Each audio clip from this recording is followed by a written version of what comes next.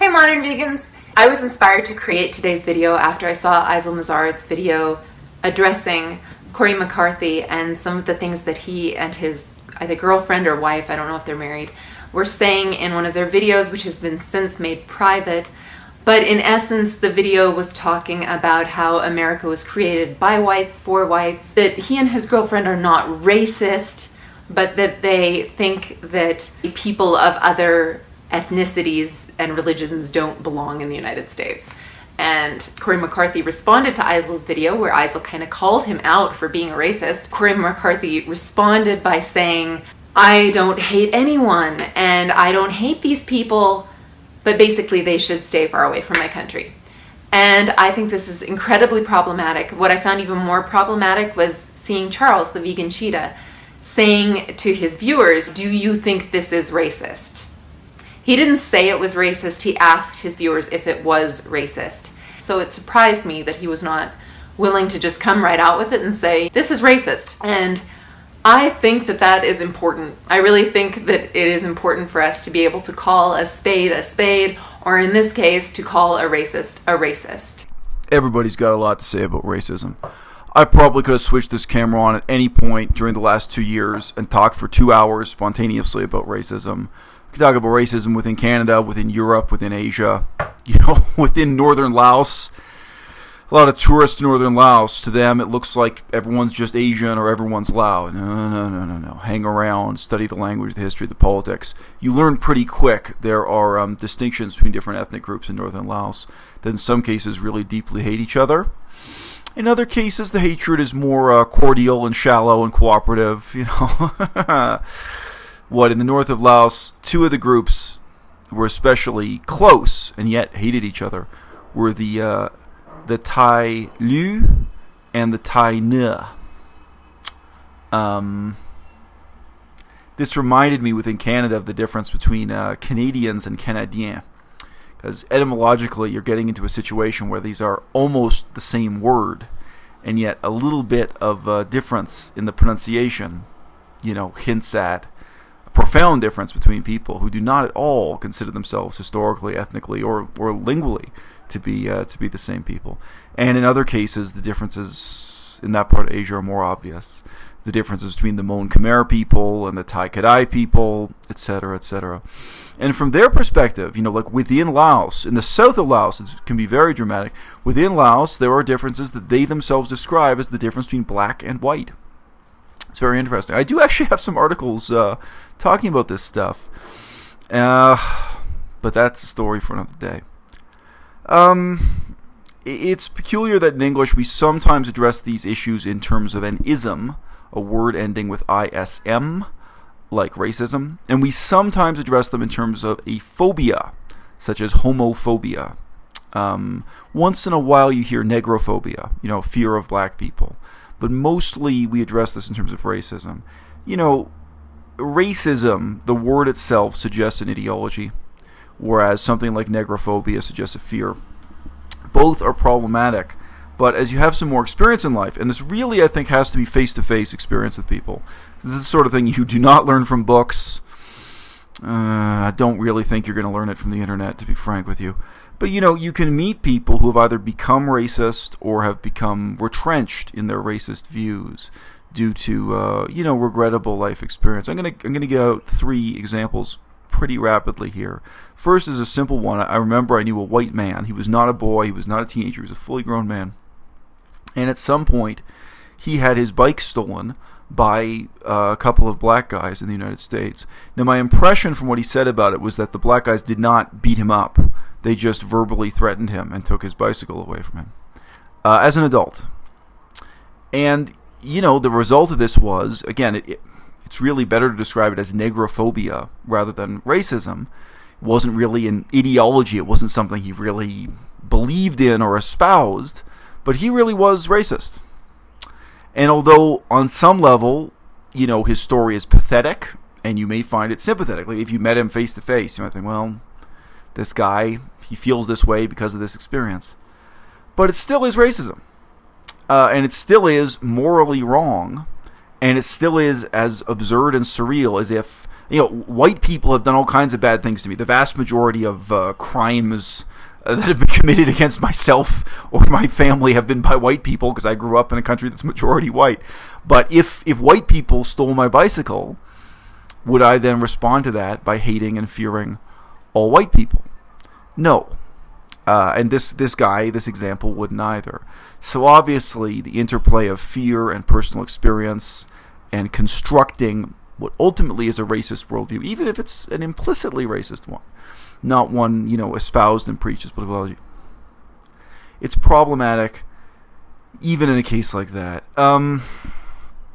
There's another man I met who was one of the most remarkable and memorable examples of racism I'll ever meet in my life. He was a white man, originally from Scotland, from Glasgow, Scotland, a city I know a little too well, and yet in another sense I don't know it at all. Definitely not anymore. Everyone tells me it's changed beyond recognition. But this guy grew up in Scotland in the bad old days, and he had spent his adult life in South America, the Caribbean, and Africa. He was, honestly, really, he is probably among the most well-traveled men in Africa I will ever meet in my life. He's probably in the most traveled 1% of men. He had really been to every corner of Africa, obscure small towns around the whole continent. He had, in effect, ended up exploring the entire continent of Africa. And in all of those places, he was surrounded by black people, lived with black people, and especially dated and had as girlfriends and lovers an enormous number of black women. Again, on 2.5 continents, if you like. So, and he could speak both Portuguese and Spanish fluently. And his own ex-wife was black, and his kids with that ex-wife. He had at least one kid with his ex-wife were half black, or would identify as black, I assume. So a huge part of his life was surrounded by and consisted of positive experience with black people. But he also lived in Baltimore, in the United States, where he had a job in the construction sector, building and renovating houses. And he was the most racist person imaginable against specifically African Americans. Not Africans in Africa, not Africans in Brazil or Colombia, not Africans in, not people of African ancestry in Haiti. He only hated African Americans, and he hated them so bitterly and spoke against them with such, unbelievable malice. As a contrast was sort of almost fascinating to me. And I can remember, I wasn't trying to save his soul or anything, but I can remember saying to him, don't you feel that your experience in one part of the economy in Baltimore, and Baltimore is a somewhat infamous city, for its drug problems especially, so working in construction in Baltimore, coming into contact with organized crime, with a lot of drug addicts, with a lot of people, who are seeking minimum wage jobs in construction and so on. Because he told me about that. He told me about that world that he was involved in. I was just trying to get him to reflect a little bit. I said, don't you think your experience with African Americans would be very different if you had just lived in Washington, D.C. and had any other job, any other part of the economy? Don't you think it would be different if you've been in Northern California? Again, had any other job, any other type of contact with African Americans? And, he could reflect on it a little bit, but the bitterness in him was too deep for whatever combination of reasons, and he was not going to let go of that. So, unbelievable. I know, it's unbelievable. But as you grow up and as you mature, those types of contradictions, they're exactly what you have to believe. It's the same way within Europe. The intense hatred between the British and the Irish. Obviously, someone from here in China, they can't see the difference between an Irishman and an Englishman. But, for centuries and centuries, people really believed that was a profound biological difference. And that, the English and the Irish were as different as night and day. And like I was just saying, up in northern Laos, some of the groups, some of the ethnic differences, a foreigner shows up, can't see the difference in people's faces. I could, but at the end of my time there, I really could. But I was studying the language and history and politics and so on. But, those differences, visible or invisible, allegedly biological or cultural or historical, whatever the story is, people can hold on to them very tightly. Let's not have too many anecdotal examples here, but obviously also, I think you guys know I used to live in Saskatchewan, where I worked on Cree and Ojibwe, the Algonquian languages, politics of First Nations people. And in a place like Saskatchewan, the main form of racism is not black versus white. It's white versus red. It's the tension surrounding Canada's Indigenous people. Those are very much, the stories in the news are of police brutality against our Native people, and of that fissure, and of the legacy of our own terrible history, and of where our society is going to go next, given that history. So I've dealt with questions of racism in many different contexts, and everywhere I go, anti-Semitism, the hysterical beliefs and theories about Judaism and Jews. I think everyone in the decadent West expected those things to fade out and be less and less of a problem in the 21st century, but they're not. And you still meet highly educated people who believe ridiculous theories, about the Russian Revolution, that Lenin was secretly Jewish, and the entire Russian Revolution was a conspiracy, controlled by Israel or something, totally anachronistic and absurd. Yeah, but those things apparently will never leave us. Like blue jeans, they're just never going to go out of style. It comes back again and again.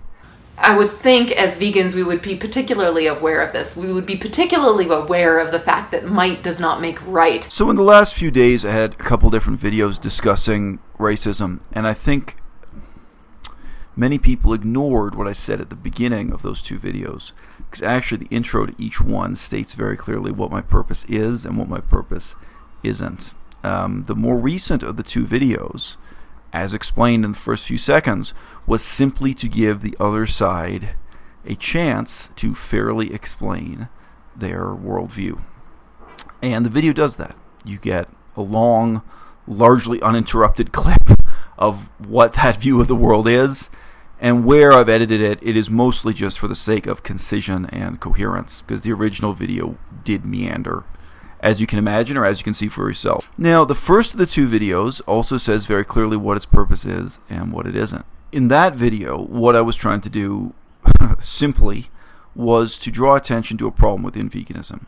The tendency we've had on the internet to make a mountain out of a molehill when it comes to issues of race, racism, etc., but to ignore the mountains that are really there, the big problems. Frankly, people who either really are neo-Nazis or who are on the cusp of being neo-Nazis, but extreme fascistic, racist views of the world that are being espoused within 21st century veganism. So those are two very simple and blunt purposes, and neither one of them really offers a critique of the claims being offered by the other side. Why is that? Look, some of my earlier videos, fundamentally, why would you offer critique? Because it's going to be educational for the people being engaged in the debate or the discussion. I had an earlier critique of the vegan anarchist that, where I took the time to, at some length, criticize what he said about U.S. housing policy for the poor and the homeless, how governments in modern Western countries like the United States provide subsidized housing to poor people, and why they don't simply reassign vacant lots and abandoned houses to become housing for the poor in America. Now, I think the vast majority of people who watch that video really learn something from it, because most people never think about that kind of issue, and most people don't have the kind of technical background in political science, economics, whatever you want to say, to be able to speak to that issue. So I knew that was educational for everyone involved. The point wasn't just to disagree with this one other person on YouTube. The point wasn't just to show off something I happen to know about, but people involved are really going to learn from it. And I do think that example, discussing housing policy for how to help the poor and the homeless, it's also an example where people could really change their minds over the long term. Definitely, there are a lot of left-wing people who seem to imagine these problems have very simple immediate solutions. If only the government wasn't corrupt. If only we elected someone who agreed with me, all these problems could be solved overnight. And when you think through it in a more systematic way, you realize, no, this isn't a simple issue of left-wing versus right-wing. Actually, procedurally and economically, providing housing to people who are currently homeless or poor, it's complicated. And there's a reason why basically no government in the history of the world has been able to solve it overnight. Unless you want to look at complete disasters in the history of the world where suddenly homelessness is not a problem because your population has collapsed, you have more housing than you need or what have you. You know, a lot of political ideologies offer simple solution to complex questions. And it can be very meaningful to say, no, let's take some time to really think through the complexities. On this issue, I mean, all right, what are you going to address factually? And who is going to benefit from addressing it? This is a situation where the views being discussed are so far beneath contempt, they're so impossible for the majority of people to take seriously, for the vast majority of people in this channel to take seriously, that there's really no point of engaging in a critique of them. I noticed quite a few comments, both publicly and, emails or messages sent to me privately. Quite a few people, were stunned by the coconut falling from a tree comment that, Corey made, where Corey was justifying the difference between white Western civilization and various tropical civilizations, Africa or Asia or what have you, by saying that somehow agriculture in Europe, the history of agriculture in northern Europe and in Western Europe was supposedly so much more impressive than the rest of the world because these hotter places of the world, people could simply have a coconut fall on their head and therefore survival was easy. Now, Corey, nobody watching here in those comments, do you think he's read a single book on the history of agriculture in Cambodia? I have. I've read about the history of agriculture in Cambodia. I've read about the history of agriculture in Laos and Thailand.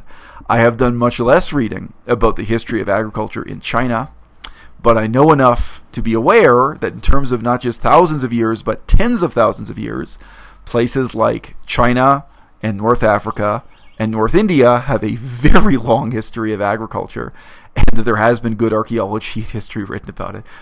But aside from all of that, the idea that survival in the tropics is easy and doesn't require intelligence and ingenuity and self-discipline, I mean, the guy has obviously never read anything about the survival of any group of indigenous people in a tropical country anywhere. Not on the island of Tonga and not in Cambodia or Laos or Africa or what have you. There's a huge literature of anthropology dealing with these kinds of things. And I mean, almost everybody reads that stuff, even if they are racist, because plenty of people are interested in that type of anthropological material. Frankly, they are racist. Most people who do any reading about that come out of it with a tremendous sense of respect for historically how those people survived, whether you're talking about people who did have advanced and complex systems of agriculture, or if you're talking about the hunter-gatherers. I mean, the lives of hunter-gatherer peoples, people who did not practice agriculture in a tropical jungle. It's very impressive, mentally, physically, and otherwise. So this is just stupidity, self-righteous ignorance, and malice. And I think on some level everyone knows that. So, I mean, why offer a critique of the facts when on the one hand the people I'm disagreeing with show no interest in the facts? None.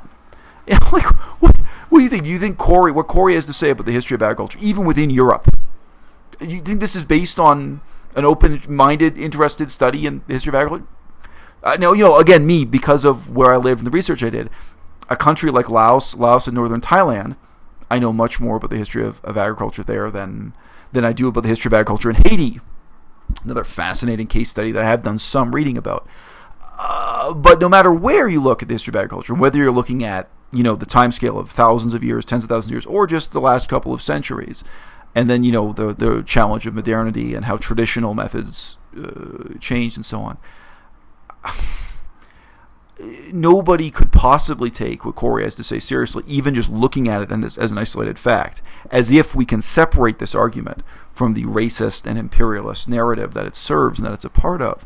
But again, why would you even address the factual argument when it's so obvious that the factual argument is just an ornament for hatred, when it's just an ornament for malice? the motive is everything, and the facts are nothing. And obviously he's discarding, thousands of facts that are contrary to his opinion to pick out facts that he feels favor his opinion, and so on. But this comes back to that Latin phrase that I mentioned a few videos ago on this channel, velle non discutere. I can teach you something, but I can't teach you to want to learn. I can't teach you to listen. I can't teach you to be willing to listen. I can't teach you to will. I can't teach you to want it. And that's exactly what I said in both of those videos. In the second video, replying to Corey McCarthy, toward the end, it says, look, Corey, if you actually if your views are going to become more sophisticated, more informed, fundamentally, you just have to have more respect for the people who disagree with you, to be willing to listen to their side, to be willing to listen to their facts, and to be willing to listen to their moral concerns. So there is no point in offering a critique on the facts of the matter. And I mean, again, so in the very first video, I stated very, very succinctly the moral and ethical problem, which is simply that there is no bridge between the facts as he presents them. And he believes they're facts. I don't believe they're facts. I think what he's presenting is deeply flawed. But we can recognize, okay, given that he believes in these facts, how do you build the bridge between those facts and the normative, moral, ethical claims about what we should do now? Okay, in terms of human inequality, I used to live in a little country named Laos in Southeast Asia, did a lot of research there. In terms of people being born with impaired IQ, impaired intelligence for the rest of their lives, Laos is a very important example of that, and not for reasons of DNA.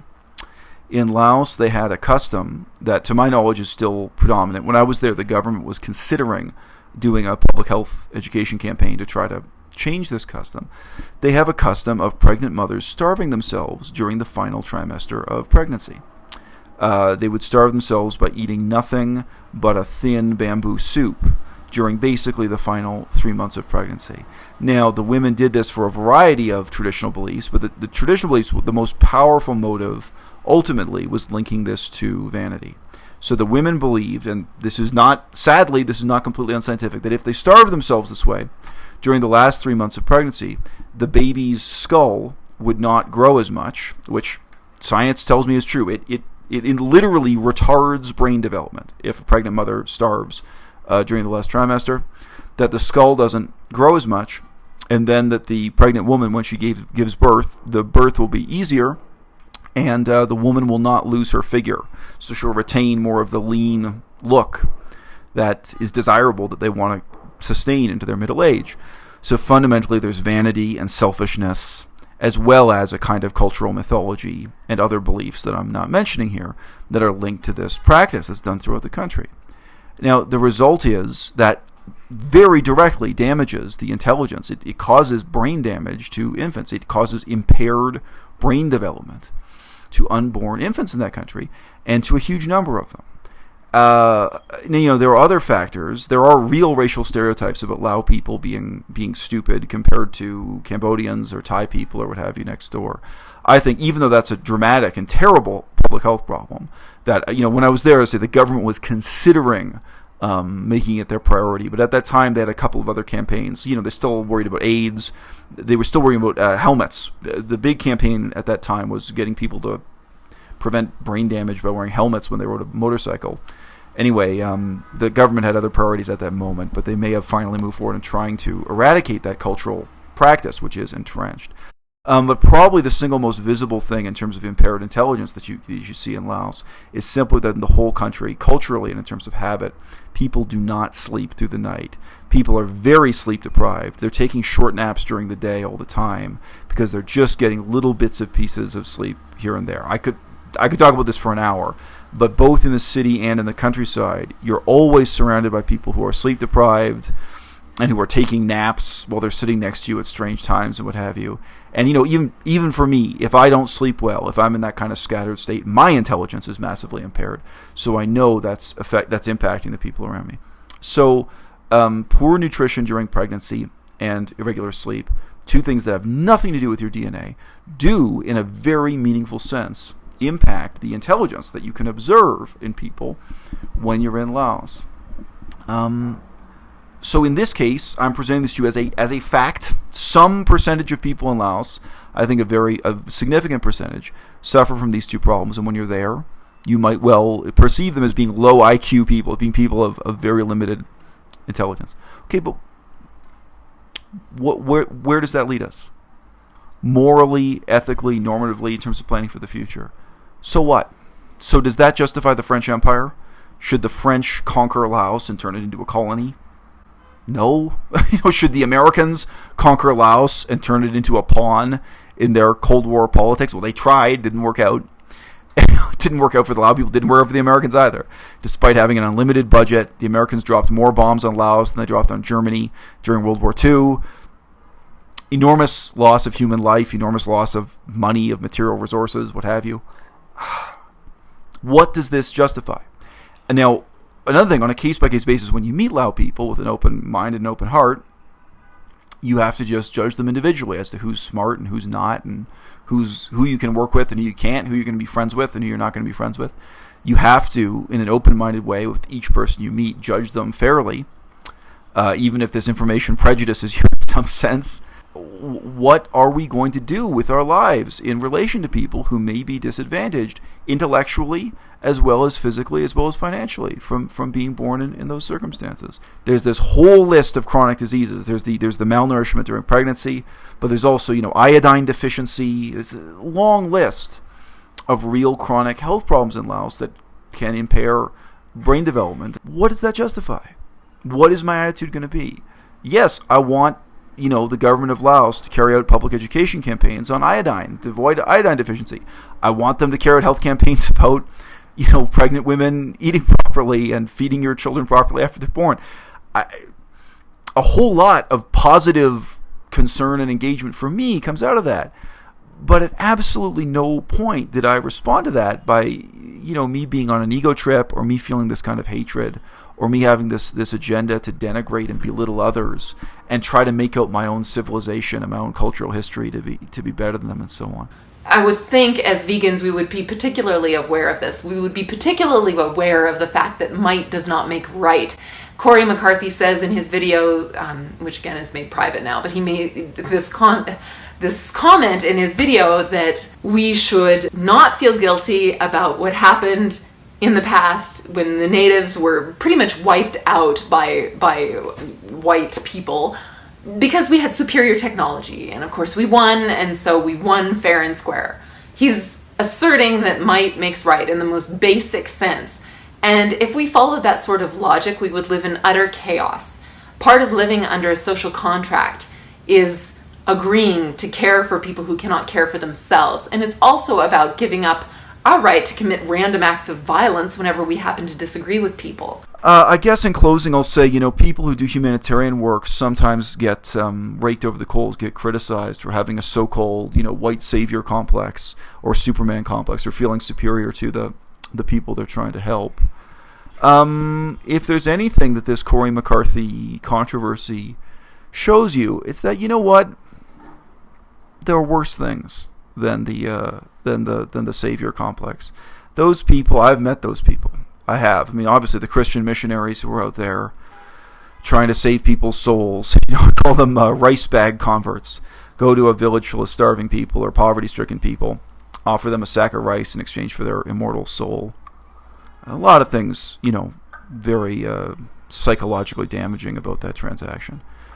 But nevertheless, as dark and disturbing as that may be, it certainly compares favorably to the racist, pro-empire, pro-genocide worldview of someone like Corey McCarthy of the Golden One. And, this controversy that happened to have transpired within the world of the digital vegan demi-monde, I don't know. I hope you can take something positive from it and apply to your own life, because all of us have to learn to tread water in a world where these terrible inequalities exist, and where none of us have, simple solutions to complicated problems.